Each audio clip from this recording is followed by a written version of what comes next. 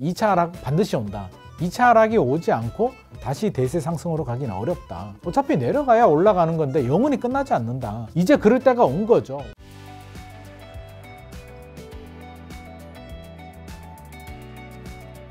자, 그러면 이제 거래량 멸종은 지금 뭐 좀 많이 좀 풀린 상태인지 지금 어떤 상황인가요? 거래량을 풀렸다고 할 수는 없죠. 뉴스를 보면 뭐 반등이다, 늘어났다라고 하는데 좀 정확하게 봐야 될 게요. 서울 아파트가 180만 호가 넘거든요. 주택으로 따지면 350만 호가 넘는데 1000건 거래에서 뭐 1300개 거래가 됐다고 늘어났다.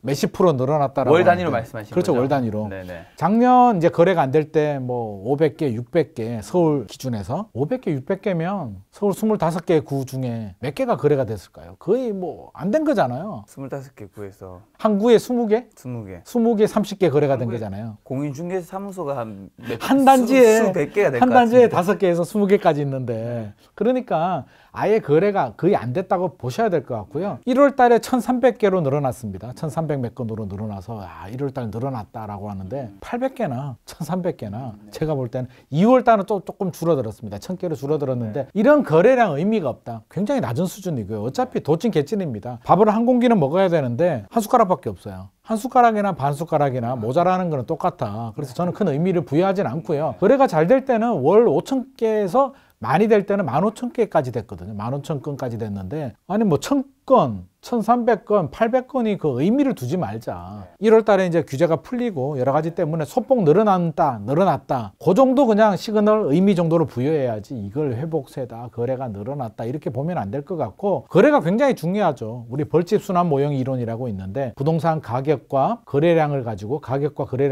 이제 평가를 하는데, 결국에는 저는 이제 침체기 들어갔다라고 보여지고요. 침체기 진입을 했고 이제 나중에 불황기를 지나서 회복기로 넘어가려면 결국에는 거래량이 늘어나야 되거든요. 집값이 떨어지더라도 거래량이 늘어나는 게 중요해요. 거래가 안 되고 집값이 떨어지는 거는 굉장히 좀 안 좋은 시그널이고요. 집값은 떨어지는데 거래량이 늘어난다면 이제 침체기에서 불황기로 넘어가고요. 그 단계가 더 넘어가게 되면 이제 회복 진입기로 넘어가거든요. 결국 떨어지더라도 거래는 늘어나야겠다. 800개, 1000개 가지고 뭐 3300개가 늘어났다고 할 수는 없고, 뭐 2000건, 3000건, 4000건으로 가격은 설사 더 떨어지더라도 거래가 늘어난다는 얘기는 이제 매수자들이 산다는 거잖아요. 시장의 수요자들은 이제 매물을 내놓기 시작을 하고 매수자들이 사면서 그 단계가 지나가면 이제 또 상황이 달라질 수 있기 때문에 저는 거래량 굉장히 중요한 지표다. 근데 아직은 거래량이 저는 이걸 회복이라고 보지 않습니다. 그래서 아직까지 그 단계가 지나가지 않았다. 지금 거래량이 그러면 중요한 지표를 말씀해 주셨는데, 이 거래량은 좀 언제쯤 풀린다고 보시고, 그게 풀리게 되면 그러면 그때부터는 진짜 더 깊은 하락으로 가는 건가요? 아니면 이제 매수자분들이 사기 시작하는 거니까 이제 반등을 하는 거로 봐야 되는 건가요? 하락으로 따진다면 뭐 하락이 더 될 수는 있어요. 그렇죠. 하락 거래가 더 된다는 얘기인데, 이 하락 거래가 지나가야만 저는 다음 상승장으로 들어갈 수 있거든요. 문턱이 이 산에서 저 산으로 넘어가려면 점프해서 갈 수는 없잖아요. 내려와서 골짜기를 지나서 올라가야 된단 말이에요. 이 과정을 저는 지나가야 되는 과정이지, 그걸 두려워해 가지고 하락 거래가 일어나면 어떡해. 일어나야 돼요. 일어나서 집을 사려는 분들은, 이제 거래가 된다는 얘기는 집을 팔려는 매도자와 집을 사려는 매수자들이 의견 일치가 돼야 되잖아요. 의견 일치가 된다는 얘기는 매수자들은 이 정도 가격이면 사도 돼, 여기서 더 이상 떨어지지 않을 것 같아 라는 나름대로 확신을 가진단 말이에요. 그런 분들이 1월 달에는 많지는 않았고, 일부 급매물을 일부 공격적인 투자자들이 이제 구입을 한 거고요. 물론 실수요자들도 있겠지만 전체적으로 흐름을 본다면 다수의 분들이 이 정도 가격이면 괜찮아 라고 바닥을 인지하면서 그 단계가 돼야 되고요. 매도자들도 준비가 돼야죠. 인정, 이 정도 가격은 내가 떨어뜨려야겠다 라고 내려와야만 거래가 되는데, 아직 매도자 매수자 양쪽 다 마음의 준비가 되지 않았다고 봐요. 집을 사려는 매수자들은 아직은 아니야, 집값 더 떨어져야 돼, 아직은 살 때가 아니야, 경제도 불안하고 금리도 불안하고 집값도 여전히 높아 라고 생각을 하고 있고, 팔려는 매도자들도 많이 떨어졌잖아, 더 이상 어떻게 떨어뜨려요, 나는 이제 못 떨어뜨려, 더 이상 안 돼 라고 단정을 짓고 있기 때문에 당분간 거래가 더 안 될 거고요. 이런 상황이 지속이 되지만 결국 시간이 좀 지나면 매수자들이 좀 늘어날 수도 있고 매도자가 늘어날 수도 있지만 결국에는 그때가 와요. 거래가 늘어날 때도 오고, 그래서 하락 거래가 좀 더 늘어나면 그 단계가 지나가고 다시 올라가기 때문에 와야 됩니다. 그래서 제가 앞서서 1차 하락이라는 말씀을 드렸거든요. 1월 달이 1차 하락이었다. 12월, 1월이 1차 하락이 뭐냐면 2차 하락이 있다는 얘기거든요. 그러니까 저는 2차 하락 반드시 온다. 2차 하락이 오지 않고 다시 대세 상승으로 가기는 어렵다. 그런 말씀 드리고 싶어요. 두려워하지 마라. 어차피 내려가야 올라가는 건데 영원히 끝나지 않는다. 폭락론도 원하지도 않고요. 믿지도 않고요. 당연한 정상적인 흐름. 많이 올랐으면 조정이 돼야 되고요. 이제 그럴 때가 온 거죠. 우리 2010년, 2020년 사실 그때 코로나 팬데믹이 안 생겼으면 오히려 좀 더 안정이 되면서 빨리 조정이 될 수도 있는데 2020년, 2021년에 좀 과도하게 오버슈팅이 된 부분이 있고 당연히 치워가야 될 타이밍이고요. 또 2019년, 2020년에는 또 앞이 안 보이기 때문에 실수요자들은 더 오를 수도 있으니까 자금 여력이 되고 리스크 관리가 되는 실수요자들은 집을 사라고 했지만 이미 하락으로 진입된 상태에서 2차 하락이 오지 않았다면 물론 필요한 실수요자들은 고점 대비 30% 정도에서 사도 되겠지만 그게 아닌 분들, 자금이 부족하신 분들, 당장 급하지 않은 분들은 조금 더 여유를 가지고 보셔도 되겠다. 너무 단기 흐름에 뉴스를 보면 막 오늘은 막 올랐다, 내일은 또 뭐 조정이 됐다 막 나오는데 너무 스트레스 받잖아요. 그래서 조금 더 한 발짝 뒤로 물러서서 저는 좀 길게 좀 보시면 좋겠다라는 말씀을 드리고 싶습니다. 길게 보면 좋겠다 말씀해 주셔서 지금 무주택자나 1주택자분들 어떻게 하면 좋을까요? 일단 무주택자분들은 뭐 당연히 지금 급할 이유는 하나도 없어 보입니다. 없죠. 무주택자들 급할 이유가 없는데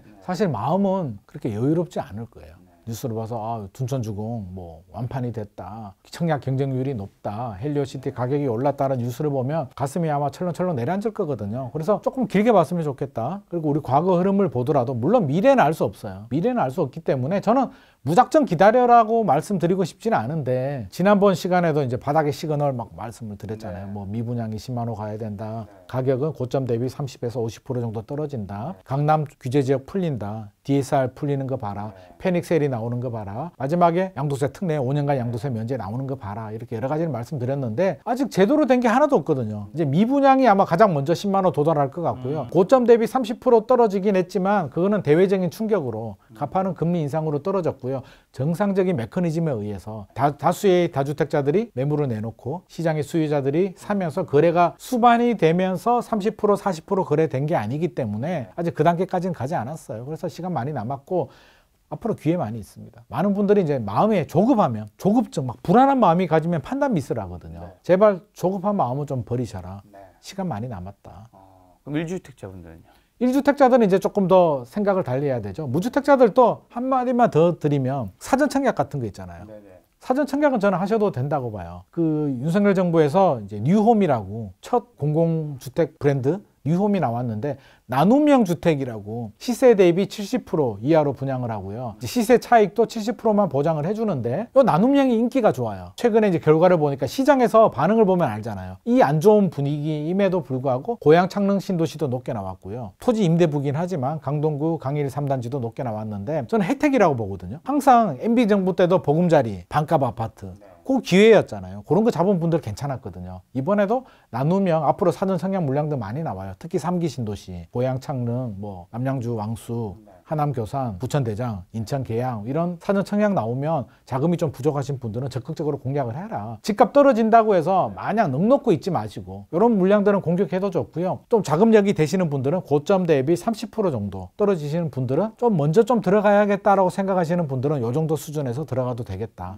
그리고 완전 보수적인 분들은 기다렸다가 제가 앞서서 말씀드린 그런 바닥의 시그널 고점 대비 30-40% 강남이 규제 지역 풀리느냐 뭐 이런 여러 가지 규제 완화 시그널을 보고 추가로 들어가면 좋을 것 같고 1주택자들은 이제 고민이 되죠. 1주택자들 중에서 있는 집을 팔고 현금 보유하고 있다가 더 떨어지면 그때 사야지 라고 하시는 분들이 있는데 저는 이거는 조금 걱정된 위험한 전략이다. 이론적으로는 좋잖아요. 10억에 팔고 12억 하던 집인데 10억에 팔고 8억으로 떨어지면 그래도 2억 벌 수가 있는데 이게 처음부터 무주택인 분들은요 버틸 수가 있거든요. 고기도 먹어본 사람이 먹는다고. 근데 집이 있다가 1주택이 있다가 집이 없어지게 되면은요 그 심적으로 상당한 불안감을 느껴요. 뉴스를 볼 때마다 아마 1월달 2월달에 집을 1주택이 있는 분들이 다주택은 괜찮겠지만 뭐 3주택 있다가 하나 팔면은 그래도 억울할 수도 있는데 1주택 있다가 팔았는데 이제 무주택이 됐는데 집값이 호가가 1억 2억 올랐어. 잠이 올까요? 아마 잠이 안 올 거예요. 불면증에 시달리다가 결국에는 또 마지막까지 내가 원하는 계획했던 가격 수준까지 가지 못하고 중간에 덥석 사버릴 수 있는 16억에 팔았다가 17억 18억에 살 수도 있어요. 그래서 이거는 안 좋은 전략이다. 우리가 미래를 알 수 없기 때문에 이런 정확한 컨트롤을 하기는 굉장히 어렵다. 제가 실제로 과거에 자기 집을 팔고 똑같은 집을 1억 원 더 주고 사신 분을 제가 봤거든요. 그래서 제가 물어봤어요. 그분한테. 아, 왜 그랬었어요? 그랬더만 잠이 안 온대. 너무 불안해가고 너무 스트레스 때문에 몇 달을 고민하다가 그 사이 1억이 올랐대요. 그래도 그 집을 샀대. 근데 결과적으로 잘 샀죠. 그때 안 샀으면 집값이 또 더 많이 올랐으니까. 그러니까 1주택 있는 분들은 팔지 마셔라. 1주택 보험이다. 나는 무사고야. 사고 안 내. 어떻게 알아요? 사고 날 수도 있는 거잖아요. 그래서 보험을 드는 거잖아요. 그래서 저는 1주택은 인플레이션 방어하는 보험이다. 그리고 특히 실거주하고 있다면 우리 가족이 잘 살고 있잖아요. 오르고 내리고 뭐가 중요해. 올라가주면 땡큐고 1주택 있는 거 팔고 다른 거 갈아타기도 쉽지 않잖아요. 그러니까 1주택은 그냥 가지고 가셔라는 말씀 드리고 싶고, 그래도 팔아야 될 이유가 있잖아요. 이유가 있을 때 팔아라.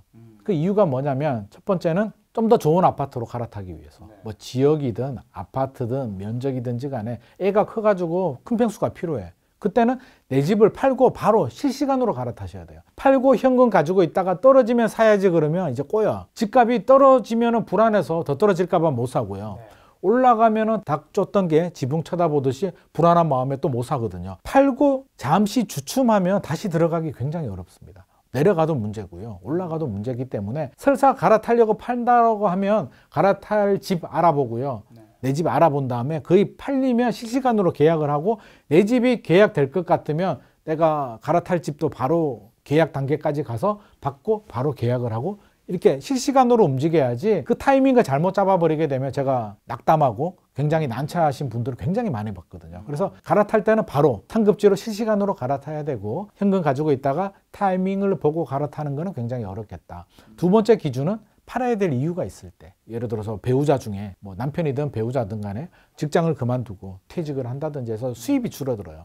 근데 들어가야 될 돈은 정해져 있어. 뭐 자녀 교육이라든지 뭐 여러 가지 이유 때문에 무작정 줄일 수는 없잖아요. 그렇다면 필요하다면 평수를, 면적을 줄이든지 지역을 옮기든지, 뭐 강남에 50평 아파트를 살고 있었다면 30평으로 줄이고 나머지를 뭐 수익형 부동산으로 하든지, 지역을 아예 애가 다 커서 이제 교육이 필요 없어. 굳이 강남에 살 이유가 없어. 이제 직장도 필요 없어. 라고 한다면 외곽 지역으로, 수도권 지역으로 옮겨서 좀 더 면적이 큰, 가격이 저렴한 새 아파트로 가고 나머지 돈으로 수익형 부동산을 하셔도 되고, 이렇게 필요하신 분들은 전략적으로 해도 되는데 필요도 없으면서 소득이 줄지도 않아. 지금 또 사업을 해서 돈이 잘 들어와. 플러스 알파로 돈 좀 더 있으면 좋지, 월세 들어오면 좋지라고 해서 강남에 아파트를 팔고 경기도 안산에 다가구 주택 같은 거 사서 나 월세 좀 더 받을래 라고 하는 거는 좀 위험할 수는 있어요. 실제로 반포에 아파트를 팔고 안산에 정왕동인가요? 다가구 주택 사신 분, 후회하신 분 제가 봤거든요. 그래서 그런 거 수익이 없어서 먹고 살기 힘들어서 그렇게 갈아타는 거는 괜찮겠지만, 반포에 아파트 가지고 그걸 월세로 돌려도 되고, 그 아파트를 팔고 면적을 줄이든지 아니면 전세 주고 내가 적은데 전세로 가고 이렇게 해도 되잖아요. 그러니까 무조건 파는 거는 좀 리스크가 있다. 충분히 전략적으로 고려를 할 필요는 있겠지만 무조건 파는 거는 저는 반대합니다. 지금 1주택자가 지금 파는 건 이제 반대하시지만, 그래도 어쨌든 만약에 집값이 한창 오를 때는 팔아도 좋은 거잖아요. 언제쯤 팔아야 될까요? 그러니까 다 꼭 2주택, 3주택자만이 아니라 1주택자분도 만약에 1주택자들 언제 팔까요? 고점에 있을 때는 좀 팔고, 뭔가 그게 저점에 될까요? 왔을 때는 하면 이론상으로는. 근데 이론적으로 그게 가능한데요. 네. 현실적으로 고점을 알기도 어렵고요. 네. 진짜 그 타이밍 잡기가 무지하게 힘들거든요. 근데 진짜 거기 한번 도전해보고 싶다 라고 하면 제가 또 팁을 살짝 드리면, 하락의 시작을 좀 알아챌 수 있는. 쉽지 않은데도 그 하락의 시그널을 알려면, 자, 우리 2020년, 2021년 상황을 좀 돌아보면 돼요. 그때 무슨 일이 있었을까 생각을 해보면 정부가 규제를 하죠. 엄청난 규제를 하죠. 규제가 나와서 바로 아니에요. 규제가 나오고 3년은 지나야 되거든요. 한 27번 정도 했죠. 그렇죠. 27번 정도 했죠. 그래서 규제가 나온 다음에 적어도 3년은 지나자. 규제가 나오자마자 고점이야 라고 판단하면 안 되고요. 규제가 나와도 집값이 올라요. 항상 그랬어요. 노무현 정부 때도 그랬고요. 전두환 정부 때도 그랬고, 예전 문재인 정부 때도 그랬고요. 규제가 나오고 적어도 3년은 지켜보자 라는 말씀을 드리고 싶고, 또 이제 뉴스에서도 막 모든 게 다 오른다라는 뉴스가 막 나오죠. 이제 시장에 어떤 심리가 작동이 되냐면 불패 신화가 나와요. 무조건 사야 돼. 벼락거지가 돼. 당연론, 불패론이 나오기 시작을 하거든요. 이때가 저는 굉장히 위험하다고 생각을 하고, 또 하나의 징조가 패닉 바잉. 안 사도 되는 분들이 막 사기 시작하거든요. 실제로 주변에 보면은요, 꼭 그런 분들이 있어요. 친구나 지인이나 직장이든지 주변을 보면은 여러 가지 성향이 있는데 약간 공격적인 분들, 위험 추구형 성향이 있고요. 위험 회피형 성향 중에서도 누구라도 위험은 회피하고 싶지만 그 중에서 공격적인 분이 있고, 위험 회피 중에서도 굉장히 보수 중에서도 더 보수. 정치 성향이 아니라 그런 분들 있잖아요. 대출 절대 안 돼. 접니다 바로. 아, 42살 현재까지 살면서 대출을 한번 해본 적이 어릴 때는 뭐 부모님이 저희 집이 잘 사는 집은 절대 아니었지만, 왜냐면 제가 26살에 첫 해외여행을 간 거니까, 그것도 네네. 공모전 수당 혜택으로. 뭐, 유복한 집은 사실 해외여행도 많이 가잖아요, 사실. 맞아요. 근데 어쨌든 부모님이 잘 해주셔서 그래도 대출 안 했었고, 나이가 들어서는 이제 극보수 이런 데서 이런 극보수 분들이 집을 사. 그럼 그때가 고점이에요. 진짜. 제가 좀 고점에 샀어요. 아, 왜 슬픈데? 웃음이 나지? 아, 우리 김 작가님 같이 능력 있으신 분들은 괜찮은데 이제 연끌하시는 분들은 힘들 수 아니, 저도 있는데 피눈물이 납니다. 아, 피눈물이 나요. 자, 다 지나갑니다. 제가 말씀드리고 싶은 건 주변에 꼭 이런 분들이 있어요. 있는데 제 사촌 누나 얘기를 잠깐 하면은 사촌 누나가 이제 지방에서 투자를 좀 잘 하셨는데 지금도 잘 하시겠죠? 아, 예전에 얘기해요. 결혼식장에서 한번 만났는데 이제 투자를 좀 안 해야겠다, 멈춰야겠다라고 말씀을 하시더라고요. 그래서 아, 왜 그러냐고. 그랬더만 자기 친구 중에 지금까지 집을 한 번도 안 산 친구가 있는데 집을 샀대. 지방의 아파트를. 야, 그 친구가 집 사면은 끝난 거 아니야? 그렇죠. 인간 지표 같은 거네요. 인간 지표죠. 주식시장 객장에 이제 아이 업은 어머니가 주식 하나도 그렇죠. 관심 없는 분이 이게 딱 뭐 봤을 정확한 때. 차트를 보는 게 아니라 자기가 볼 때는 많이 올랐는 것 같아. 지방이 이렇게 많이 오를 리도 없는데 많이 올랐는데 그 친구가 살 정도면은 얼마나 불안하면 샀을까. 그 친구가 기다리다가 그런 분들은 기다리거든요. 떨어질 거야. 그래도 안 돼서 산단 말이에요. 그러면 충분한 상승 기간이 지나간 거잖아요. 굉장히 과학적인 거죠. 아닌 것 같으면서도 과학적인 거예요. 그래서 팔고 그때 서울로 들어오더라고요. 서울에 마포에 아파트를 샀는데 타이밍이 기가 막혔죠. 본능적인 감각이 있는 거죠. 근데 알고 보면 이게 굉장히 정확한 지표거든요. 패닉 바잉이 생기느냐, 너도 나도 막 사야 되느냐, 안 사던 분들이 사느냐. 좀 더 과학적으로 본다면 이제 통계 지표들을 봐야죠. 서울이 고점 대비 7년 연속으로 상승한 적은 없거든요. 7년까지는 우리가 정확히 못 찍더라도 5년 이상 상승하면 많이 올랐다. 물론 2013년도에 회복을 했지만 15년부터 상승으로 본다면 2020년 지나면서 오버슈팅이 된 거고요. 2021년까지 올랐기 때문에 고점 서울이 5년 연속으로 상승을 이어졌다. 이거는 상당히 오랜 동안 필요가 누적됐다라고 봐야 되고, 이제 PIR 지표를 봐야 되는데 소득 대비 집값 비율이라든지 뭐 KHI 지표도 있고 뭐 담보 능력 지수도 있고 여러 가지가 있는데, 이런 지표를 보면 뭐 KBS도 볼 수도 있고요. 보면 그래프가 나와요. 조사 기간에 따라서 숫자는 다 달라질 수는 있어. 그래서 뭐 13.2 얼마 나올 수도 있고 18이 나올 수도 있는데, 이 숫자에 함몰되지 말고 추이를 보라는 거죠. 이 추이가 몇 년 동안 올랐느냐, 이 추이가 5년 이상 올랐다라고 하면 고점 가까이 왔을 수도 있거든요. 그래서 이런 거, 그리고 이런 여러 가지 지표들, 뭐 심리 지수들도 봐야 되고요. 이렇게 보면 결국에는 종합적으로 답이 좀 나오죠. 이제 나가 집 하나 있는데, 저는 어지간하면 1주택은 그냥 떨어져도 그냥 보유하셔라고 제가 말씀드리고 싶은데, 왜? 우리 가족이 잘 살고 있으니까. 근데 뭐 전세를 줬고 뭐 팔아도 상관없고 난 그런 뭐 자금력도 좀 됐고 이런 분들이라면 꼭 팔아야 된다라고 한다면, 제가 말씀드린 이런 여러 가지 신호들, 규제가 풀린 지 3년이 지났고 집값이 오른 지 5년이 지났고 또 패닉 바잉, 막 주변에 굳이 저렇게 안 해도 되는데 너무 막 모든 사람들이 무조건 사야 돼, 안 사면 안 돼, 막 이런 분위기가 형성이 되고, 또 주변에 굉장히 보수적인 친구까지도, 절대 안 살 것 같은 친구까지도 집을 산다 라고 하면 그때는 한번 팔아볼까 라고 용기를 좀 내셔도 좋을 것 같고, 자, 이제 사야 될 때가 오잖아요. 이제 팔았으면 현금을 가지고 있다 사야 되면, 자, 마인드 컨트롤이 중요한데요. 자, 일단 팔았어요. 팔았는 걸 인정을 하고, 팔고 나서 가장 안 좋은 습관이, 주식도 마찬가지인데요, 계속 쳐다봐요. 앱에 들어가 가지고 내가 팔았는 집이 얼마 하는지 쳐다보는데 절대 쳐다보지 마십시오. 자기가 팔았는 집을 왜 쳐다봐. 버스 떠나갔습니다. 가장 안 좋은 게 막 그렇게 말씀하시는 친구들이 있어. 그때 내가 그 여자하고 결혼했어야 되는데, 막 지나간 막 사랑, 내가 그 남자하고 결혼했으면 행복했을까? 똑같습니다. 그런 후회한 적 있으세요? 저는 없습니다. 네, 알겠습니다. 방송을 하고 있기 때문에 절대 없습니다. 절대 네, 없고요. 알겠습니다. 그런 후회는 아무 소용이 없어요. 네. 근데 살아보면 원인은 나한테 있을 수도 있거든요.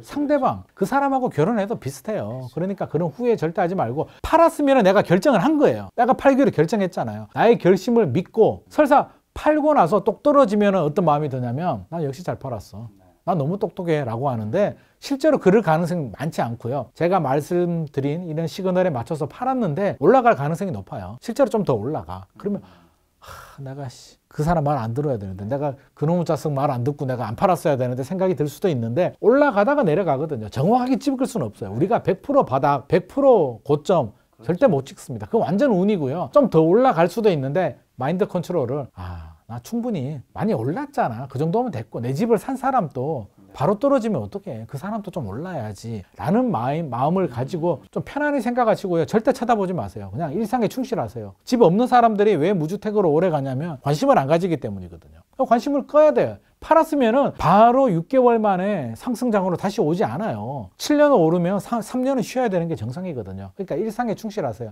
절대 앱 보지 마시고요. 일 열심히 하다가 간간히 김작가 TV 구독하고 이런 거 소식 한 번씩 이렇게 어쩌다 보면 되지 앱으로 내 집 시세는 절대 보지 마세요. 저는 그거 절대 반대합니다. 저도 집 사고 나서 잘한 건지 못한 건지 모르겠지만 저 스스로한테는 잘한 거는 집값을 전혀 보고 있지 않습니다. 잘하는 거예요. 왜냐하면 저는 그 집을 사고 10년 내에 팔 생각이 없거든요. 그렇죠. 그래서 집이 사실 얼마 떨어진지 모릅니다. 집이 떨어진 건 확실히 알겠는데 그걸 보는 것 안 자체가 보는 게 좋아요. 봐서 어차피 도움 팔 될 게 것도 없어. 아닌데 맞아요. 내 마음에 상처를 줄 것 같아서. 사람이 보면은 또 멘탈이 흔들리거든요. 그렇죠, 아니 집값 떨어진 집값 시세를 보고 기분 좋은 사람이 어디 누가 있어요? 있겠습니까? 악플 보는 거하고 그래서 똑같거든요. 저는 지금 얼마 나는 떨어진지 괜찮아. 모릅니다. 괜찮다라고 하지만 악플 보면 기분 기분 나쁘거든요. 나쁘죠. 그러니까 쳐다보지 마세요. 팔 거 아니면 팔 때 봐야지. 근데 시장 분위기는 읽어야지. 그러니까 이게 김작가 TV 보면서 뭐 이 사람 얘기도 들어보고 저 사람 얘기도 들어보고 이렇게 하면서 시장 흐름은 체크를 해야 되겠지만 절대 내 집 시세는 보지 말라. 다시 또 저점이 시그널이 오면 한번 사볼까? 사보는 것도 절대 바닥을 확인할 수는 없거든요. 비슷하게 뭐 여러 가지 시그널을 말씀드렸지만 그중에 한 3-4개 정도 이 정도면 사도 되겠네? 그 시그널 하지만- 딱 3개 정도만 대표적으로 딱 한번 다시 알려주신다면? 저는 강남 조정 대상 지역 풀리느냐 강남 풀리는 거. 봐야 되고요. 두 번째 패닉셀, 패닉 바잉처럼 주변 사람들이 막 아우성 칠 때 있어요. 야 팔아야 돼, 야 난리나 막 이럴 때. 그리고 이제 DSR 규제나 마지막으로 이제 양도세 특례 같은 거, 저특법 99조 2항, 5년간 양도세 면제, 뭐 이런 거 나올 때. 정부 정책이 마지막에 강력한 정책. 나올 것까지 나왔을 그렇죠. 때. 강남이 쉽게 안 풀려요. 과거에도 2009년도에 아마 강남 외에 나머지 규제 지역도 풀렸고요. 2년이 지나서 2011년도에 강남이 풀려요. 그때도 2년이 걸렸거든요. 물론 지금은 이제 얼마 걸릴지 몰라요. 저도 미래는 모르니까. 다른 규제들 풀어준 거하고 다르게 강남은 늦게 풀립니다. 그래서 이런 걸 좀 지켜본다면 적어도 올해 안에 강남이 풀린다면 우리나라 경제 위기 온 거예요. 그러니까 그런 일이 오면 안 되는 거고요. 그래서 이런 시그널들을 좀 본 다음에 들어갔는데 좀 더 떨어질 수는 있어요. 그거는 뭐 어쩔 수 없어. 그러니까 받아들여야 돼. 팔았는데 좀 더 오를 수도 있고요. 샀는데 더 떨어질 수도 있고 6개월, 1년 더 떨어질 수도 있어. 그러니까 그거는 마인드 자체가 그렇게 먹어야지 나는 정확하게 고점, 저점을 찍어야지 하면은 절대 못 사고 못 팝니다. 그래서 2012년도, 13년도에 사신 분들 계세요. 잠실주공 5단지가 8억 7천인가 있었거든요. 제 기억으로. 8억 7천에 사신 분이 있어. 그분이 정확하게 타이밍을 잡고 마음 편하게 사셨을까요? 사도 되나? 더 떨어질 것 같은데? 소장님 진짜 바닥 맞아요? 내가 어떻게 알아? 그래서 제가 그때 분명히 말씀드렸어요. 몰라요. 나도 바닥을 모르는데 바닥 비슷하게는 온 것 같아요. 규제도 풀리고 여러 가지 상황이 있습니다. 하지만 나도 몰라요. 전제 조건은 지금 사서 더 떨어질 수 있어요. 그때 8억 7천이었으니까 5천만 원, 많게는 1억까지도 더 떨어질 수 있어요. 하지만 오르면 3억, 5억도 오를 수 있습니다. 그때 저는 이렇게 많이 오를 줄은 몰랐으니까 그 당시로는 8억에서 5억 올라도 많이 오르는 거니까. 얼마까지 올랐는데요? 지금 잠실이 얼마 하는데요? 20억대. 20억 훨씬 넘죠. 넘었었죠. 헬리오시티가 23억 8천에 거래가 됐는데. 그러니까. 그래서 팔 때는 더 올라갈 수 있다는 점은 감안을 해야 되고요. 살 때는 더 내려갈 수 있다는 점은 저는 항상 마음을 준비를 하고 들어가자. 절대 욕심은 내지 말자.